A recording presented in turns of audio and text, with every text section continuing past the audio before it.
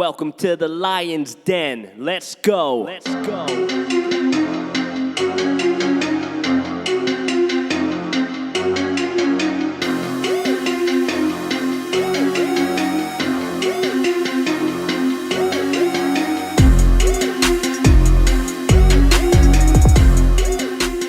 Yo, what is up, everybody? Welcome to the Lion's Den podcast. I am your host, Money Compton, and I got my co-host, Mr. Mike. Oh, what up, bro? What's going down? Just got a haircut. I cut my own hair. Me too. Well, I didn't cut my own hair, but I definitely got a haircut. But I mean, I can probably do better at a barber shop, but yeah, it's not bad. Like I just buzz cut the thing and line myself up a little bit. Oh, you shaved. No, I didn't I didn't come on home, but it's not bad. Yeah, it's better. Yeah. You know what? You know what? That's actually perfect with where you live though, because you like the more hair you have, the hotter it gets. I'd be 115 this weekend, bro. Dude, I'm already just sad about it being in the mid 90s out here. I was in Sacramento last week. Just due to me being intoxicated, I couldn't drive from Sacramento to where you were. Chasing wines in the vineyards. Dude, going wine tasting in hot weather, man. I mean, not the business, bro. No. So I get to Sacramento last Friday, and it's like 102 with 30% humidity. Yeah. So I leave Vegas, and it's like 102, and I go to Sacramento. It's the same exact weather with humidity, and I go out for tacos that night, and I'm out there and I kept telling the waitress, yo, give me like 4 glasses of water on deck at all times, and then I need like margaritas pumping like the whole time, bro. Like literally, I had 4 glasses of water at my table because I was just double fisting glasses of water because you're trying to escape the heat, but then you couldn't. Right. Then I go wine tasting. Hey, you know what? Like wine taste, man. The one time I went wine tasting before we actually did the wine tasting, we did this thing called a mud bath. It was weird as hell. Like I was scared initially, but it's pretty cool, man. I mean, they have couples mud baths, or you can do your own. So it's literally like 2 mud baths next to each other, or just a single. Right. Basically strip down and lay in. Booty hole butt naked? Yeah, and it's like straight up like mud. It looks like mud. It's very warm, very comfortable. It's hella weird in the beginning, man. And I have a bad shoulder, so I was in there. I'm like, man, am I gonna be able to pull myself out? You know what I'm saying? So it was fun though. I mean, I was kind of nervous about it. I'm like, I don't want to do this. It's weird. But then once you get in there, mud going to certain crevices of your body? No, it didn't. It's not really mud. I mean, it is, but it's like really smooth. It's not sticky. Okay. So once you get out, just clean up. Then there's like a hot tub next to you. Oh, well, then you Gucci there. Yeah, and then actually some people spend the night there because it's so relaxing. It makes you like when you come out, your skin's soft, shiny. You kind of like, oh man, hella relaxed, right? Some people make the mistake, go wine tasting first. Yeah. Get buzzed, drunk, whatever, and then do the mud bath, and it's all bad. Yeah, it sounds like it. So but yeah, so we you didn't do the mud bath. I didn't do the mud bath. I did wine tasting up in Yolo County. It was pretty dope. But other than that, I thought we'd do a couple of reviews that we've bought in our last few weeks or so. So what you got going on, man? What you got to review? Dope or Nopes part of the segment, huh? Dope or Nope. Yeah, definitely Dope or Nope. I got 2 things. I actually got 2 things right next to me. I literally just got them. First thing is, I've been monitoring my blood pressure with it's like a few years old. This machine I had, it has the big block, and then you attach the little cuff to it. Yeah. And I went to the doctor because I twisted my ankle, and then I wanted to check my ankle, and the first thing they did was check my blood pressure. Always. Yeah, like, it's kind of high. I'm like, oh, for real? Like, because I've been monitoring it with this one, and it was like it kept telling me it's like normal readings. Because I was on those blood pressure medication. I'm not anymore. Yeah. So I was like, is my blood pressure high, or is this thing like lying to me? So I ended up getting the old one's an Omron, but then I ended up getting this one's new. It's an Omron as well. It's Omron Evolve. Okay. One problem I have with these blood pressure monitor, the sleeves, man, the guns are too big, bro. The gun's too big. So you can never get a good fit, right? It's always too tight. Well, this one fits actually just fine. And when I did the first reading, it was a little high. So I was like, okay, so it's probably more accurate than this one that keeps telling me it's low. And then now I got my blood pressure back down. Just it's been like a week or so. Okay. Working on my diet, so it's helped. So anyway, for all the folks that are like me trying to work on their blood pressure, this is an accurate monitor. All right, so it goes for about on sale like $70. Okay. Retails like 100, but you can find it for 70. But highly recommend this thing here. And then a second thing that I picked up was this. It's a gimbal for your phone. All right, so it connects via Bluetooth. It's so basically. Why are you looking like that? Is that like a those not a gyroscope, but what are they, like a telescopic kind of selfie stick joint? Well, this thing is like a multi-purpose, right? So the main purpose of these gimbals. Okay. This is a 2-axis gimbal, right? They also make 3-axis gimbals that actually image the it basically it's for your phone or for like a camera. You attach to it and it makes the video a lot smoother. Like right. There's no like jerkiness. It just goes with the direction of the phone or the camera. So this one is a 2-axis gimbal. The 3-axis gimbal also like adjusts when you're like moving it this way. This one does not, but it helps like when you're moving it left, right, and whatever. So you connect it via Bluetooth. You can actually hit the record on here. You can move the arm with the joystick here. Zoom in, zoom out. So it's cool for like video recording. And yeah, like you said, it doubles up as a selfie stick. That's what I was waiting for. And on top of that, tripod, so you can attach it to the bottom here. Okay. Yeah. So you go. How much does that run for, Mike? $69. That's not bad. Yeah, it's $49 without the tripod, but I mean, tripod. I mean, it's good to have all three. Yeah, I mean, if you're on another dub. Yeah, like if you're out and about traveling when that time comes again. Right, that part. I've come to the conclusion that 2020 is just a wrap for travel, like big time traveling. I mean, it's kind of convenient that I can just jump in my car and go from here to LA or back to the Bay. But anything outside of that, it's just a wrap period. But that would be dope. That'd be kind of dope to go. Yeah.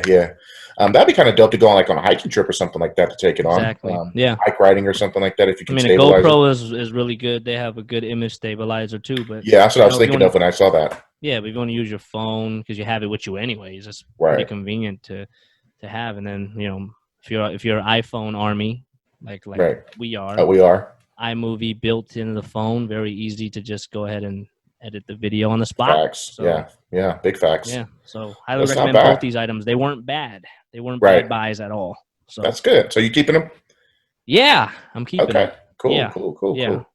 So, if you can roll the tape, Maiko. All right. Let me know if you see it. Okay. Let me know if you see it. So here we go. We're gonna roll the tape.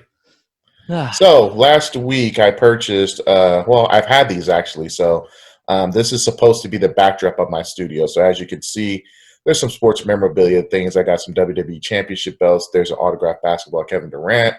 There's another autographed basketball by NBA Hall of Famer Clyde Drexler. And then I also have a Klay Thompson as well as a Steph Curry jersey that I ended up getting. I actually personally framed those myself. And I bought those frames actually from Hobby Lobby. So each of one of those frames for $200. Where would you get it from? Hobby Lobby, the frames. Hobby Lobby, okay. Yeah. So each one cost $200 a pop.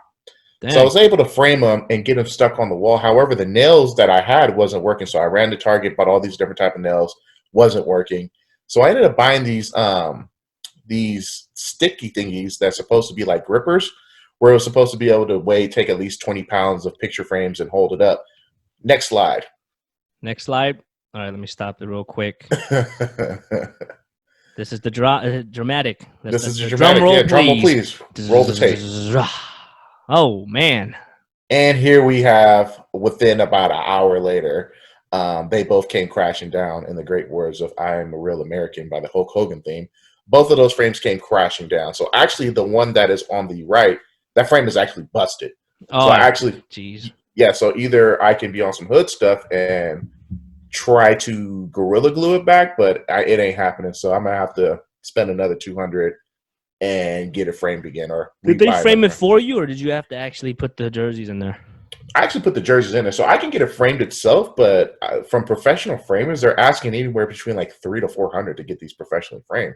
Exactly, bro. Dang, man. Exactly. So I was just like, nah, I'm good. I'll do it myself. So it's back to the drawing board and figuring out what hooks can actually hold these So heavy how much do these frames. things weigh each? So I put them on a scale. It said it weighed about 16 pounds, but for some reason, anything that I put up on these hooks and stuff, they just ain't working. So I think, and I would use what do they call it? Wire Yeah, hangers. yeah, yeah, yeah. Like you can use wire, but the way the way these frames are set up, there's no way for you to. It's basically it's slots, nail slots. There's just no way for you to even hang up Huh.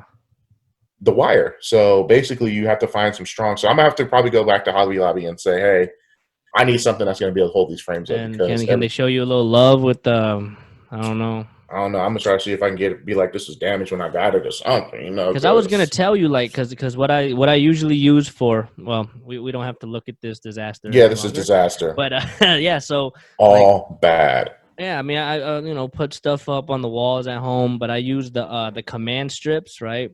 That's what I got, and it was a 16-pound limit. Yeah, but see that for me, same problem. Like, and mine's not as heavy as yours. Right. Just having like these really light pictures downstairs, and they just drop. So what I ended up getting at Target, they had the wire thing, right? So the wire, Yeah. and then you literally screw in like the little circly.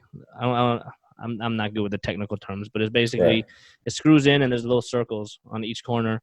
Then you put the little wire around it, Yeah. tighten it up, and then nail the holder in the wall. Right.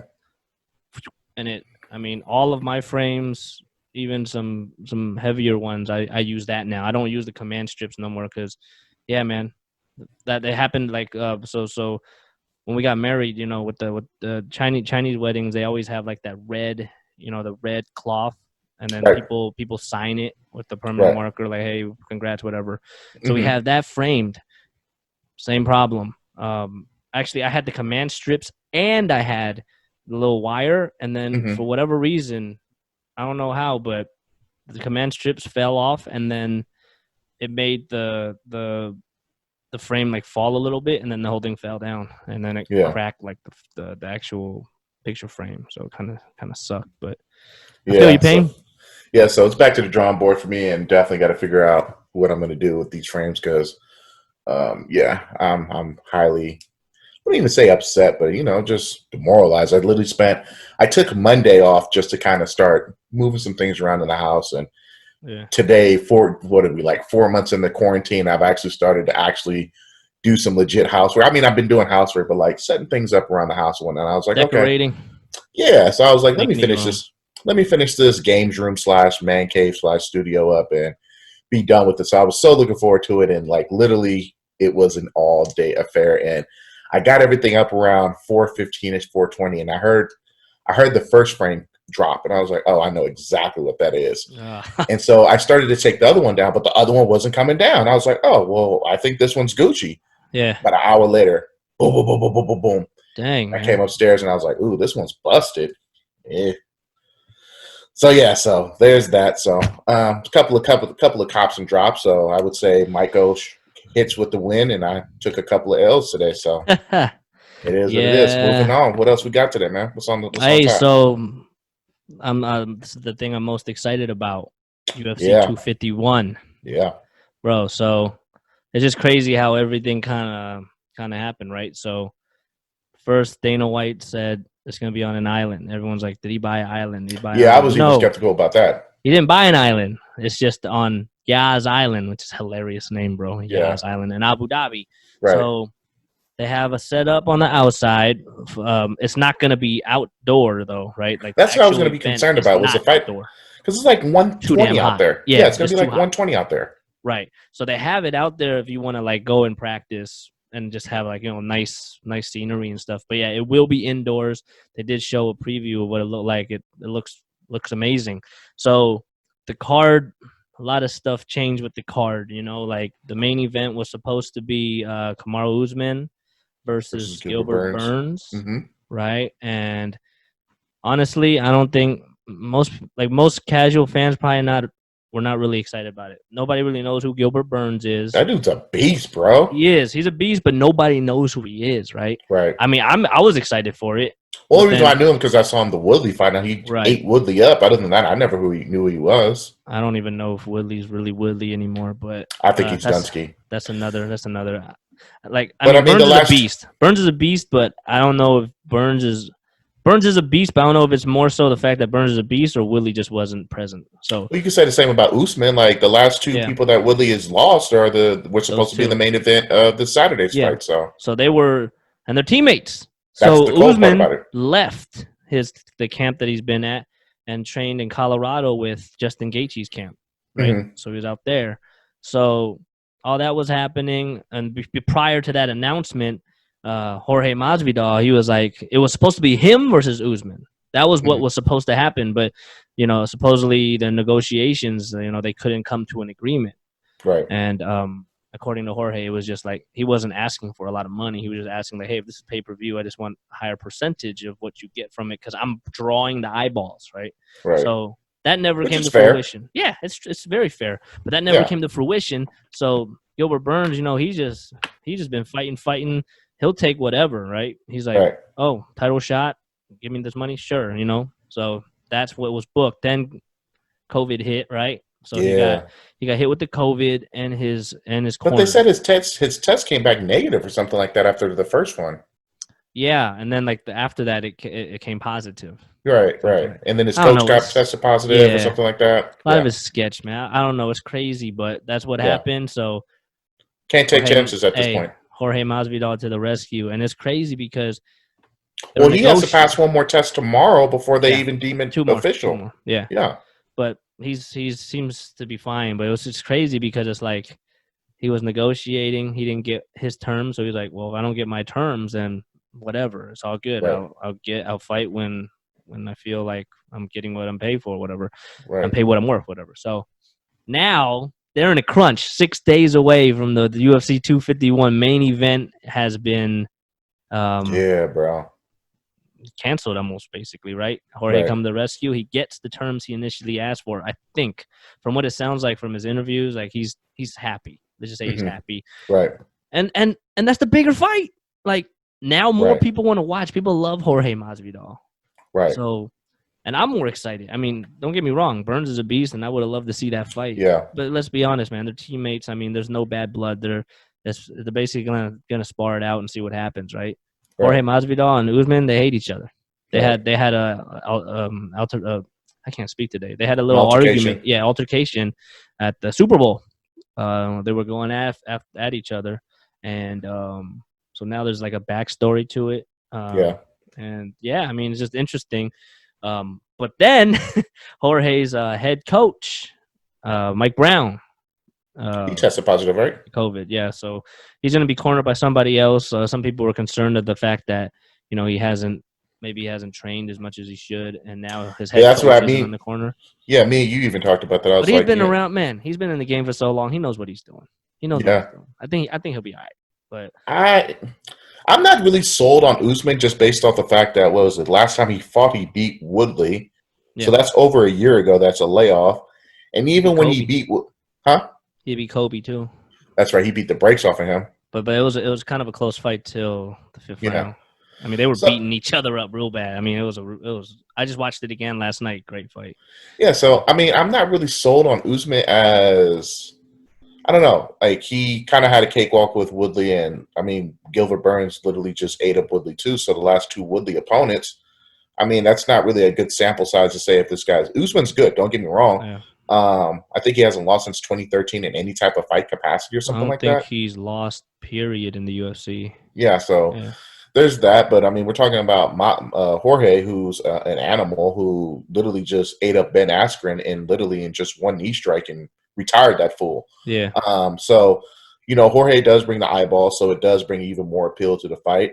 My only concern is, like I said, it's a 6-day turnaround. I mean, Jorge is bat bleeping crazy. Hey, man. He's bat bleeping crazy. Man. He's good. That's what I'm saying. So he's good. So hopefully I think it's going to go if it goes the distance, I got Usman. But if it's anything under the distance, I can see Jorge making this guy go night-night. I see it going two ways.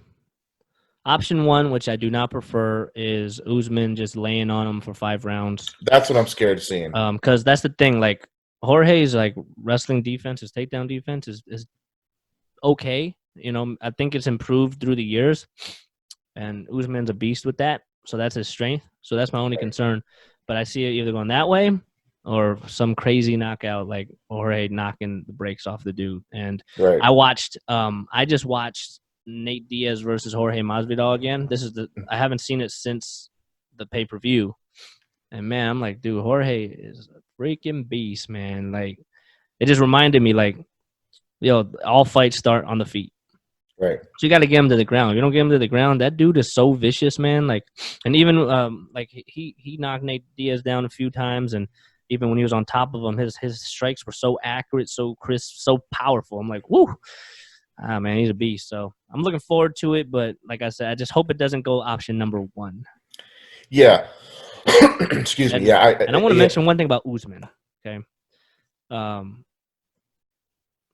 don't want to be too mean about it, but I mean, he's kind of whack. Let's be honest. Like not whack as in skills. I'm saying whack as in promoting fights. Yeah, as character, right? So yeah, like pro wrestling, right? You want to watch because you either hate the dude and you want to see him get his ass whooped, or he doesn't know how to sell a fight. Yeah, he's like kind of cringe, honestly. Like to me, anyways. He tries too hard. Yeah, to me, it's like I don't hate him, but I don't like him. So it's like I don't care whether he wins or loses because it's like I care if he loses because I don't feel like he is a marketable fighter. Yeah. Like you take even someone like DC. I don't like DC, but DC has a backstory history where, in my opinion, this dude's a paper champion because every time he loses to John Jones, but see, but there's that. Yeah. So there's a reason why I don't like. But you see, he sells fights. You have Amanda Nunes, who's the GOAT, bro. Mm-hmm. You have even Conor McGregor. I mean, either you love him or you hate him. And you know what? And that's the thing, right? So you like John Jones. People don't like John Jones when he was holier than thou and talking all, but they love him when he's the bad guy. Like when he, especially with DC. DC's like the father figure, great example to be as a human being. You got John Jones doing all types of crazy crap, getting in trouble. Yeah, and then when he goes, oh, it's whatever. I'm working on it, blah blah blah. No, but then when he turns it up and turns bad guy, people love that, right? Yeah. So the thing is, like, people really like fighters who just be themselves, right? Like Jorge Masvidal, there's no fake in that. Like he's just who he is. Some people like they laugh at maybe some things he say, like the 3-piece and a soda. He didn't strategically plan that. It just came out. Was he eating a cheeseburger or a pizza while standing on a scale or something like that? But he wasn't. He didn't eat the whole thing. They stopped. They stopped in Rome or something, like his camp, and they all got pizza, and he just took a bite. That's it. But I'm for the gram. But I'm just saying. So like, you have people that are able, like, if Usman were to do any of that, it's almost like he's trying too hard. Yeah. And I feel like he just has zero character, and that's cool. Like I think of like GSP, like he didn't have a lot of character, but like people went to go see him, and he dominated in the ring. BJ Penn, BJ Penn is another one who didn't really sell fights, but the dude put on good shows. Yeah, Usman don't do that, bro. Like if Usman was in there just on some straight Terminator, just knocking people out or just viciously just beating people, yeah, I get it. But when he out here just laying on people for 5 minutes and playing it safe and not taking any risks, which I get. I mean, that's the name of the game. You're trying to retain, but at the same time, like, are you going to be able to get them same pay-per-view shares as a John Jones or a DC or Amanda Nunes? Nah, probably not. Especially when it was him versus Gilbert Burns, because I would have even been okay, not to cut you off, I'm sorry. I would have been okay even if they main evented Jose Aldo over this one. Well, yeah, Jose has the name. That part, or even Holloway. I mean, you could have did any one of you could have did any one of those cards and rearranged it. Any of those because they're all title fights. Exactly, and I could have been like, "Oh, Aldo's in there." I know Aldo, like he was a legend before. McGregor made him go night. Before that, Jose Aldo was a monster. Like no one could stop him. Yeah, he was undefeated for a while. I mean, even Max Holloway. I think I don't know. I don't know if it's like that, but I think maybe like if there's more than one title on the line, it's always the heavier weight division that becomes the main. I feel And like. that's not. It doesn't have to be Yeah. that way though. Yeah. Unless it's a Connor or something like that. You know what I mean? Right, that part. But yeah, so I'm sitting there looking at it, and I was looking at the card. I was like, well, Max Holloway was supposed to. Was it Tony Ferguson? He fought Dustin Poirier, but Yeah, that's when he went up in weight, and then he lost that, and then he fought Volkanovski, whatever you pronounce his name. yeah. And Volkanovski, I guess, That said was he a wanted, close. That was kind the of a first close one. Yeah, and the guy said that he wanted to run it back because a lot of people thought that Holloway actually won, but they It was gave it very to close. yeah. What did it was the leg kicks, but yeah. then I think Holloway landed more shots. But you want to go through the main card real quick? You want to do like some predictions? Yeah, because as long as I know the 3 man events. I haven't seen the rest. I saw the card, but I haven't. One, I probably don't know half of these people on here, but so we'll try it. Oh, all right. Well, let's see. Let's not see that again. Let's see. Yeah, Here we go. Do you see this? We see it now. Yeah. Let me zoom in. So boom. So I've heard of Peter Yan. Yep. So I guess we'll start with the women's flyweight. You know Paige Van Zandt. She's pretty lit. Yeah, but Amanda Ribas, she's crazy. So I think Paige Van Zandt is like a plus 650 underdog. Ooh, dude, that's I guarantee you somebody can put hella money down on her. I mean, someone has to at that point. Yeah. But regarding that fight, this is Paige Van Zandt's last fight on her contract. So is she going to go to Bellator after this? Maybe because her husband's in Bellator, so it's very possible. She'll probably go. She'll probably take the L and then go and move on to Bellator with other rejects. She might make more money in Bellator, but she says she makes more money doing Instagram posts than fighting in the UFC. So, I mean, it's just a matter of that, like renegotiate. So she's willing to, like, yeah, but she's 8-4, bro. Like you're only four wins above 500. Like yeah. She has like the drawing power for whatever reason. I don't know. So she has that. So, but I definitely think on my end, I think Amanda's gonna win. Oh, okay. Well, look, there we go. We got the tail of the tape, man. Yeah. Wait, what? She's 125. 20. Oh, so Paige is going up to fly. She's got to be moving up, yeah. Oh wow, she's going up the flyweight. All right. Okay, yeah. Oh man. Jessica Andrade against Rose Namajunas. It's a rematch. It's a rematch. Who won you want to hear the backstory? So Rose beat Joanna Jędrzejczyk, right? Beat her twice, right? So the first time she beat her, she took the strap from her. Then they rematched, and then Rose beat her again. Then after that, she fought Jessica Andrade. I think did Rose fight somebody else prior to that? It don't matter, but she fought Jessica Andrade and then was piecing her up, and then one mistake, like I think she was like trying to submission and she didn't let go, and Jessica Andrade just picked her up and then dumped her on her head, and then knocked, like, kind of TKO victory that way. Okay. But before that, Rose was lighting her up. Like her stand up was Jessica Andrade is more like coming at you with power shots, but Rose is crisp, accurate, and she is the better fighter. So in the rematch, hoping to see. I think Rose is going to get that. That's my personal opinion. See. Yeah, we'll see. My brain and my heart have Rose. Okay. Because you know how it is, man. Because your brain is like, what's logical? And then your heart is like, what do you who do you have a bias towards? Who do you lean towards? Right. Like when you look at the Paige fight, I would like Paige to win. That'd be awesome. But so that's what my heart's saying. But my mind is saying, it ain't gonna happen. So this next match, I don't know neither one. I just hope it's a good fight. I'll put it like that. Yes. But you know this. Yeah. So what do you think, man? This. So as you like to say, man, Jose Aldo's a legend, but I mean he's kind of looked a little flaky on his last few fights. So this is a make or break it fight for him. I think that if he can't win this one, he's going to be more like a stepping stone. He's going to be like a Tyron Woodley at this point. Remember, this is a lower weight class than what he's usually at. So there's that too. He was at 145, and then his last fight was at 135 that he lost, but everybody and their mom thought he won. So that's what happened. And then now this is for the vacant strap since Cejudo went. Peace out. Right. So, it's going to be interesting.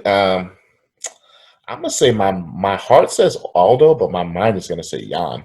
Same, same. Jan is a beast. I mean, I think he's more the up and coming fighter. I think he's just got a lot more going towards him, and I think Aldo is on his downhill. Not necessarily saying that he's on his. I just feel like his trajectory is going down.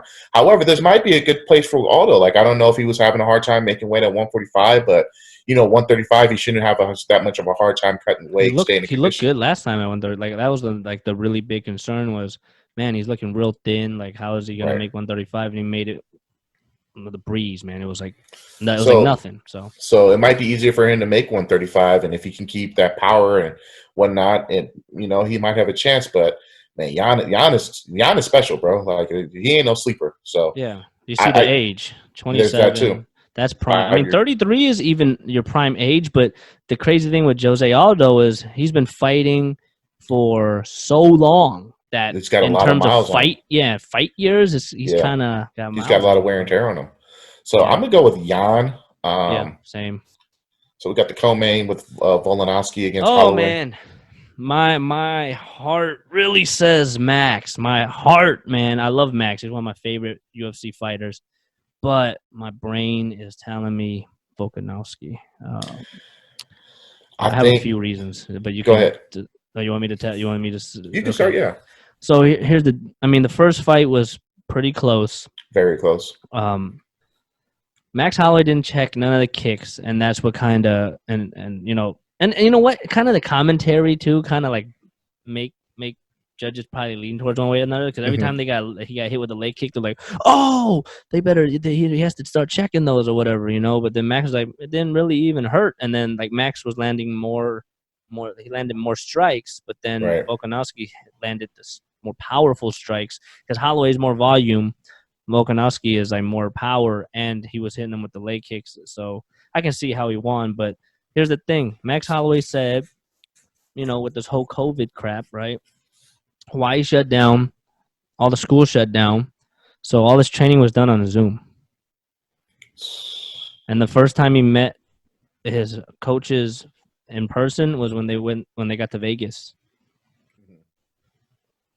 to do testing. So I'm like, of course he's a vet too, right? Yeah. Look how many fights he has, so he knows what he's doing. But I'm just like, something just makes me a little like, oh man, like, did you train as hard as you could have over Zoom? But at the same time, if he's not getting beat up in person, maybe his body is more healthy. So I guess this is where you kind of go with more on conditioning, weight training, cardio, and all that good jazz, as opposed to sparring, because you can't really spar anyone right now. Well, I mean, I guess you can, but I mean, there's so many. It just has to be like the same. So many just logistics and testing and whatnot. Like you said, same people, SOS, same stuff. So this might be more of a like he should be in great shape then. But then again, like it's easy for me to be on Zoom to tell you what to do. Yeah. But you don't physically know. Like if I'm your coach, I don't know if you're giving it your 100% unless my eyeballs are physically right there. Me on the outside of the cage, you inside of the cage, or wherever you are, actually taking directions from me. Like I just feel like the virtual intellectual type of trainings and meetings. I mean, hell, even when I'm in meetings at my job, they don't know what I'm doing when I'm on these calls. Like I might be down here looking at my phone or watching TV or something else. Like they don't have mind of that. So I say that saying that I don't know how much, this is basically a self-integrity check. Like if you want it that bad, you're going to go max effort, all the way up, max. 110%. You're going to give it all, whether it's someone there 3,000 miles away or someone's right there in your face. So it's all going to kind of be, that's all about that self-discipline, which Max Holloway, I think he has it, but it's hard, man. It's hard to kind of gauge that. But I think Volkanovski, I think he's going to come out with something to prove, because he knows that, he's the one that went to Dana and was like, nah, bro, let's go ahead and run that back. So he was kind of disrespected about the fact that, some people thought he didn't win. So he has something to prove, and he might be out there trying to go for a one-hitter quitter. Like he might sit there and just try to knock this dude's head off, just based off the fact that he feels like he's been slighted. And to his point, maybe he does feel slighted. In his mind, he won. He did what he was supposed to do. He got the belt. So move on Charlie Mike to the next person. But if everyone's saying that Max got shaded and he got cheated out of the title, then this should be more fuel to the fire for Alexander to do what he's supposed to do and get this out of here in 3 rounds or under. Yeah, and either way, like Max deserves a rematch either way. I mean, he was such a dominant champion, so it's justified either way. So this is right. Yeah, I'm looking forward to that one. Then we got the main event. Yes. And records don't mean. I mean, Jorge Masvidal's record don't mean anything because that record consists of him fighting in 155, 170, going back and forth. There was a point in time where I don't think he was giving his all, and then he took a break. He came back, and he hasn't lost since. So, a lot of momentum with Jorge Masvidal.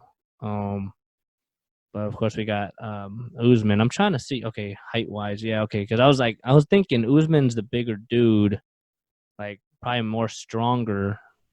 That's my only concern, like with his wrestling being the stronger individual. I'm curious. I'm gonna go with my mind and my heart saying Usman, man. As much as it pains me to say it, my mind's saying Usman too. My heart's saying Masvidal. I mean, what kind of story would that be, bro? If Masvidal won, UFC wants Masvidal to win. Oh, for sure. Oh, hell yeah, right? I mean, for sure. He's such a marketable guy. And then you can definitely run maybe even. I mean, there's so many different options with Masvidal that you can take. After Kobe, man, because he hates Kobe too. You got Kobe. You got Gilbert Burns is next. He can sit there and vouch and say that he deserves a title shot. Yeah. Even possibility of. I mean, I can't see Conor McGregor jumping up 170, but he wants to. He wants to. Actually, you know what? One thing I mentioned earlier when I said Usman wasn't defeated, he has one loss, but I don't know if that was a UFC loss though. I don't know either. I don't know either. I think he's like 11-0 in UFC, but whatever. Yeah, but that's the thing. So, there was talks like I forgot what it was exactly, but there was talks about Jorge and McGregor, and then someone asked Dana about it, and Dana was like, "Man, Jorge's too big for McGregor." McGregor got offended by the too big. So that's why I think he even went up to 170 to fight, with Cowboy and stuff like that. Because actually, Jorge Masvidal was a 155er. So in terms of weight, let's say do a catch weight at 160 or something like that. I don't see McGregor doing that. If he wants to do it, he's gonna go. He's gonna move up. 170. He's not gonna play games with it. Yeah. So there's definitely a lot of more different billable fights that you can go with Masvidal. Rematch with Nate Diaz. There's that. You can always run that back. So there's a lot of options with Usman. I think he's going to win just based off the fact that it's going to be the deck is stacked against Jorge, and if anybody can do it, it probably is Jorge. But you're taking a fight 6 days notice. Your head coach ain't there. Mm-hmm. We don't know. We think you're in pretty good shape, but we don't know what type of shape you're really in. Yeah. We don't know how kind of training you've been. I mean, I'm pretty sure people train just to be training. So he should be. I mean, he should have a game plan. Now, for Usman, this is very dangerous because he's been training for Gilbert Burns this whole time, and now you're walking into a buzzsaw, and you legit got to change your whole game plan up in 6 days, and not even really 6 days because tomorrow's the weigh-in. So we're talking about really 5 days. So it's really 5 days, not to mention you losing 1 day of travel going all the way out to Dubai. So if you're thinking about it, you're not going to be able to watch a whole lot of videos during that flight over, even though it's a long flight, because you're going to be sleeping. You're going to be sleeping off and on the whole flight. So, I don't think that he's going to be he's probably only had 3 or 4 days legitimately to be able to just even change the game plan of what the actual game plan is to do when you go from trying to fight a monster in Brazilian Jiu-Jitsu and Gilbert Burns to a guy who's just will knock you out and just at any given moment. That's hard to prepare for, bro. There's a lot of factors with this thing, right? So weigh-ins, I don't know, for whatever reason, I love watching the weigh-ins. There's a certain drama to the weigh-ins, right? Especially now with the COVID, with the far travel. I mean, it was a 15-hour flight or something like that. So there's that, and then so it'll be exciting to see. Not exciting. Hopefully, everyone makes weight and everything's fine. Yeah. For tomorrow morning, but then also what's crazy is the time change, right? From where all these fighters are at to Abu Dhabi. Yeah. So from what I've heard, a lot of these fighters, they're just going with what their actual like for me. If I was to go to Abu Dhabi, I'm going off PST because that's how my body is, and in Abu Dhabi, when the fights start. The main card starts at like 6 a.m. there, which is like 7 p.m. here because they make it they make it start according to when the same time as always that it starts and is aired in America. Right. So yeah, man, a lot of the fighters are like, you know what? When it's nighttime, I might be up. When it's daytime, I might be asleep, just to kind of stay with their same sleep schedule, because that's important too, man. If your sleep gets messed up and you're tired, you're not going to perform as efficiently as you could, or as good as you could when you're on top of it. So it's going to be interesting, but it's going to be fun, bro. I think I think it's a must buy card, man. It's I'm a cop. I'm a cop. It's gonna be good, and it's just gonna be. I'm just curious, like with the production too, like how is everything gonna look? Because I mean, I saw like what the inside of the arena looked like. I'm like, man, it looks so dope. Are they gonna have fans at this fight? No, I don't think so. Okay. I'm not sure. They've been doing a good job without fans anyway, so really want to make a break. Fans, it's cool. It's kind of more. You don't really. I mean, you know the difference, but you don't. It's not that much of a difference. Like if you're watching wrestling, which is a great segue to kind of smooth into right now, but. If you're watching wrestling, you can definitely tell. But for UFC, there's fans. Like there's no fans, but I haven't missed the fans at all. Yeah, but I haven't either. It doesn't make or break the product. It's going to be real interesting within the next few weeks with the NBA, MLB starting back up. How that's going to be without fans. Yeah. But now I don't know if everyone's like. I mean, that's a whole nother topic, but we can talk about it when it starts, as it comes. But I'm just interested in terms of like how many players are actually down with playing. That's a very good question. We can definitely add that to the slate for next week, as we'll probably be about 1 week out from the NBA resuming play. So so that'd be a good topic, and by that time we'll either know we'll see if Jorge Masvidal got the title or not. And speaking of titles, man, what in the hell is WWE thinking?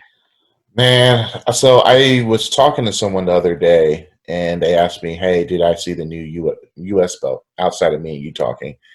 And I said, bro, I'm at the stage in my life where I'm just kind of at that get off my lawn, because I'm not feeling anything new. Like I'm not all of these new titles that the WWE has put together, like new IC title, and then the US title. Like, bro, I can't. Like, it just gives me another reason why I should not be watching the WWE at this point. Like, it just looks cheesy.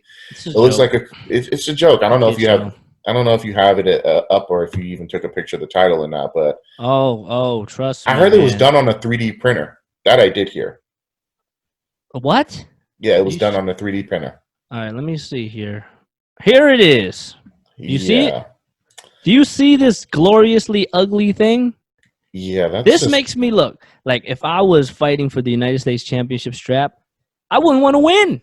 I'd purposely lose so I don't have to win that thing. That thing is hideous, bro. You could have kept it just the way it is. You could have even brought the John Cena Spinner US title out. Like, is there another angle? Like, this is bad, bro. Looks like a someone told me that was actually done on a 3D printer. I mean, I like this part of it, but man, I guess they're gonna have actual side plates on the US title now. Then something about this face is just childish to me. It's just too much going on, bro. To me, it's just got a lot going on. Yeah. And did you tell me? Were you the one that told me they're gonna redesign the Intercontinental Belt? They already did. The Intercontinental Belt's been out for like 3 or 4 months now. Hold up. See, I haven't watched. All right. There it is, right there. This? That's it. Yeah. This? Yeah, that got debuted like a few months ago. Probably within the last 3 or 4 months, like right before COVID hit. Where is it? Oh no, where'd it go? Top right. There it is. I just want to zoom in on this. Yeah, bro. That's it. What is that? Yeah. That's horrible. That looks like the AEW women's title belt, bro. Yeah, it's something about the shape of it. Like it's just not right. It ain't cool, bro. It ain't cool at all. Original Intercontinental Championship, bro. Where's the original? I like this design. Yeah, that's not bad. I love this. That is the original one. Yeah. Whoa. Yeah, all right. Anyways, I like the original. Yeah, that's not bad. So what are they thinking, man? I couldn't tell you. They're definitely they're catering to kids. Kids. I mean, that looks like a childish toy. Yeah, it's definitely a prop. It's definitely a gimmick. It's just, I mean, it's just bad, man. I think I tried watching NXT last night, and outside of Keith Lee, like I didn't really know any. I mean, I knew a couple of people, but I mean, it's just I just think the product overall is bad. But then I mean, to not even to call a spade a spade. I mean, I don't know if you saw the TNT title belt over there at AEW. That's just as worse. That's probably the worst title out there in the open market right now. And to AEW's to defense, I mean, at least they manned up and they were like, you know what, you're right. Yeah, that's bad. At least they were able to man up and say, you know what, this is a piece of garbage and this is just a prototype belt. We weren't able to get the actual belt delivered in time because of COVID, but bro, like he was better off just putting out a trophy or something, like a certificate. So allegedly that's not the final design, and that's what they've been using just to get by with COVID, because whoever the actual company is that makes the belts, I guess they've been shut down due to COVID. So they're actually waiting until COVID season ends before they can actually do it. So, I mean, I believe them. At least they're not trolling us. But at the end of the day, like, bro, you was better off just giving out a certificate, like something. Like that's really bad. That's a really bad title. But my thing is also this, though, Mike. Like, okay, COVID happened in March. You guys started the tournament for the TV or the TNT title belt like right around February, early March. Like, shouldn't y'all have the title before the finals even happened? Yeah. Like, how damn long? I mean, how long does it take for a title to be like? I don't understand like why the title wasn't done in time. Like that title should have been created maybe a month out before the finals, I think. What is this title like? If you had to compare to like a WWE title, what is it supposed to be like? Title. It's like a mid carder. It's their mid card belt. Man, they need to make it look a little better, man. Like, but I guess they're saying that they can't because whoever their belts are contracted through are closed. Oh, but my thing is like you could have waited. You should have that belt ready at least a month before. Should have been ready, yeah. That's what I'm saying. But then to like my startup, so I mean, yeah. But then here we go again. Like I don't know if you and I have said it on record, but I'm not a fan of the UFC new belts. Yeah. I'm not. I mean, it's grown on me, but that doesn't necessarily mean that I like it. I mean, when you say something grows on you, that just means you just hated it till you just learn to deal with it. Pretty much, right? So, yeah. I mean, the old UFC strap was so much cleaner, so dope. So much. It kind of reminded me of the like the WCW World Heavyweight strap. Yeah, maybe they were trying to get away from that because everyone, that's what I kind of think of when I saw it. But yeah, man, I'm just not feeling it. Like, ain't really nothing WWE can. Are we just old? Like, what's going on? That's what I'm kind of getting at, bro. Like, I mean, I feel like, and I said it the other day in a group that. They asked me, they asked what did I think of the US title, but I was like, bro, I feel like I'm always bashing the WWE, and maybe I'm just at that point where I'm just the get off my lawn type of dude now, where I'm just old. Yeah. And so, I mean, I'm just going to use that as my excuse. It's just that the WWE just don't cater to me no more, and they cater to Jeremy. That's what I see. But I'm even looking at some kids, and some of them just like, this is garbage, bro. Like, so I mean, obviously, I don't know. Like, I can't see a child of mine saying, "Oh, they can't wait until they get the new U.S. title belt from this toy store." Like, I just can't see that, bro. So, but I got 2 title belts over here. If you to see my makeshift studio, that look a lot better than that. Like, I mean, and some of like the spinner belt, that was a cheesy gimmick, but that was dope. There we go. We have it up. There it is, right here. That's what I'm saying. So you got 2 belts right there. I like that John Cena belt. That's what I'm saying. It was cheesy. Yeah. It was cheesy, but I mean... But in a dope way. Yeah, in a dope way. So then you have the Ultimate Warrior traditional blue belt. I mean, so, I mean, there's not necessarily... I'm not all for tradition. Like, I like change. Like, if I could think of one belt that I kind of like right now, that's like the Cruiserweight belt with the purple stripe. Like, that's dope. Yeah. I don't know if you've seen that. That's not a bad belt. Yeah, I've seen that. Yeah. The Women's Tag Team Championship belt, that's not bad. So even the Universal and the Universal and the regular WWE title, like those aren't bad. Yeah, I actually like those. Those aren't bad. Actually, at first I didn't like it, but it kind of grew on me. So it's not bad. So I can take that. So yeah, bro. I just I think they're just throwing anything on the wall just to see what's sticking and just to see like what can they do to get fans back. But until fans are back in the arenas, like I don't see it really happening. And I read somewhere the other day that they were saying that they're not going to build like another John Cena or another Roman Reigns, like these big monster faces that run the company. That it's just going to be more of like a collective knee. but they're not Mm. going to try to They super need pump one person they to need to get the market the company. stars though. Don't they need to make stars? They do, but I don't know who you can market really. Like AJ Styles would be good, but he's old. He's in his 40s. What's crazy is like Vince used to be a genius and he can market anybody. Now it's Yeah, like I don't know what it is now. I mean, I don't know. I don't know what they can change, but they if got to that's change the Vince current, first. Vince got to yeah, go. yeah, That's first. that's probably the first thing that has to go. Um, but I mean, Vince would have to go. They got to rehaul booking and just some people that they're pushing just don't need to be pushed. So when I say that, it's guys like I can't think of anyone right now, but like some of these kiddie gimmicks got to go. Like I know you're supposed to entertain the kids, but like R-Truth, there should be no reason why he's a 37-time, 24/7 champion. Yeah, it's funny. It's funny like the first few times, and after a But while, it it's ain't like, fun. all Like it's just right, annoying. Like yeah, it's like one stop. of those. It's like one of those the jokes that somebody keeps telling over and over and Yeah, over. It's just like, oh yeah, that was stop. funny. That was funny. All right, it ain't funny no more. Okay. But that's the only punchline, and they keep using it. So it's just Yeah. like, bro, stop. Yeah, you gotta get rid of some of these kiddie storylines. Like, I saw something where Kiro Tozawa, some Japanese dudes running around with ninjas. Like, low What? key, as a Japanese person, I was offended by that. Yeah. What the hell is that about? Yeah, like, come on, bro. Like, we're already in this like a super duper sensitive time in our history right now. You're running around here making Asians dress up as ninjas. Like, are you serious right now? But this is WWE. Yeah, Oh. he beat R-Truth for the 24/7 title. Oh. So I mean, there's just a lot of things that they just got to fix, and I don't know if Triple H is the answer, to be honest with you.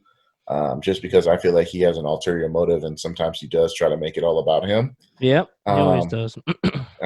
that's my thing about him. Like I feel like he's doing a great job with NXT, but even NXT has somewhat lost his blunder because they keep going up to the main roster, and Vince doesn't utilize the people. Like I haven't heard anything from Ricochet, Aleister Black, or anybody like this that were running NXT. They're Yeah. not doing nothing up in the main roster now. So, um, yeah. So it's. I mean, I don't know, man. Like it's super duper interesting. It's super duper frustrating to see the product that is the WWE to the point where I just kind of thank God for UFC is all I could say because I feel Yeah. like And it's given. AEW. Yeah, and AEW to a certain extent, but AEW is even starting to lose its steam. I watched a little bit of last night, but they're kind of starting to reach a little bit, and some of their bookings really doesn't make sense with some of the people that they've brought into AEW. With Lance Archer and Brian Cage and the Revival, otherwise known as FTR. But so I mean, they got a lot of talent, but they're not really utilizing the talent like they're supposed to. Like it's just like that mud bath that you took. Like it's just like it's just a lot going on there. So I But can't the really difference is the mud bath feels great after you're done. facts. So they just did a lot of interesting weird things. Like they brought Lance Archer, who like had a dope what do they call that thing? Video package before he made his debut, and he was killing everybody.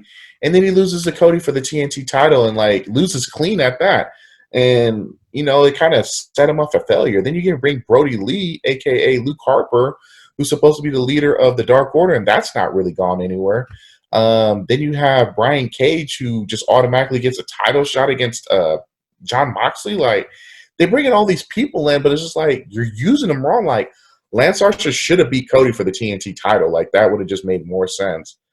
Brody Lee, like just getting shot to the main event on his first night. Like, I mean, he was a former IC title belt holder in the WWE. Like, he's good, but like, I don't know. I don't think he should be with the faction like the Dark Order. Like, they were perfectly fine on their own.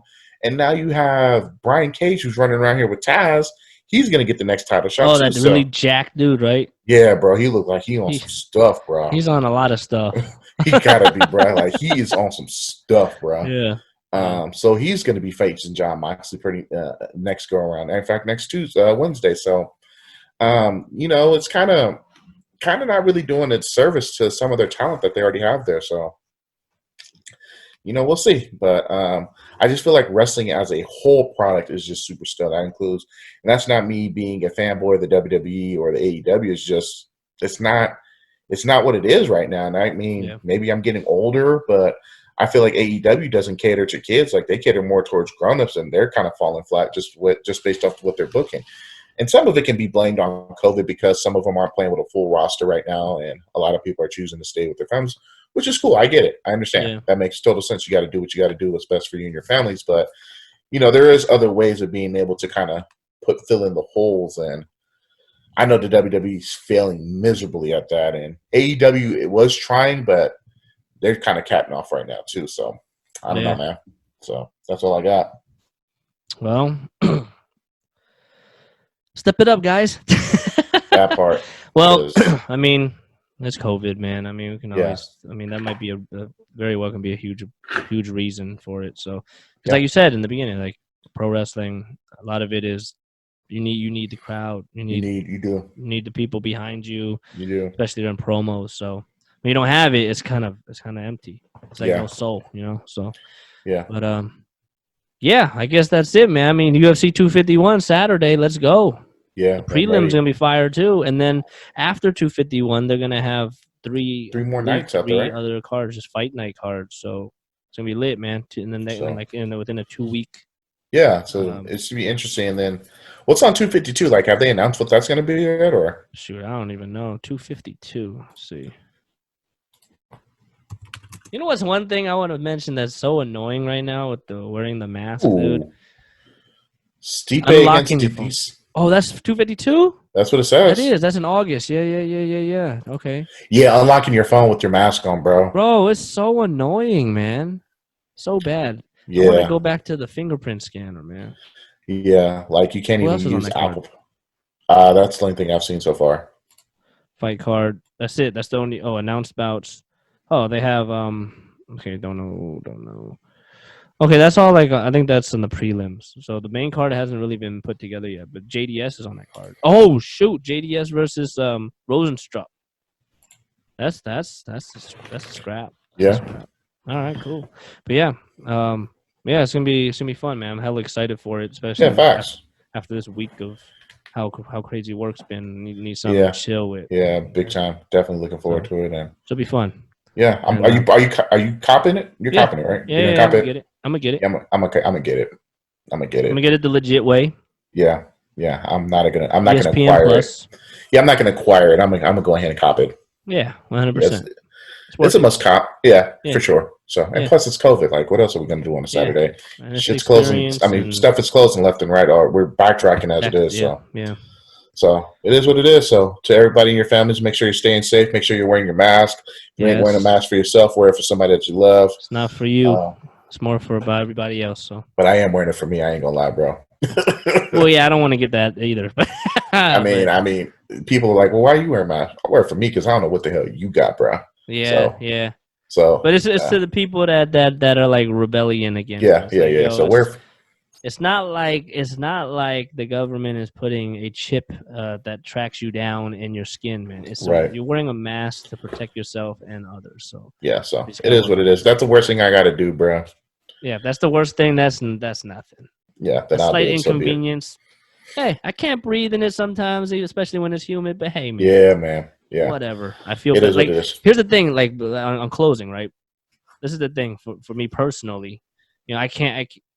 When people say, "Oh, freedom over health" or whatever, I can't think like that, man. Like, if I'm not wearing a mask, and then there's like an old lady walking, or it doesn't even have to be an old lady, anybody, and then it's my fault that they got the COVID, and then they die. Yeah, that's a crappy feeling, bro. It's hard. That'd be hard to live with. That's a crappy feeling. I agree. So it's for everybody. It's for everybody. Nobody should wish death upon anybody. So, hopefully you guys feel that way, and if you do, you just gotta wear the mask. So and get some dope ones while you at it.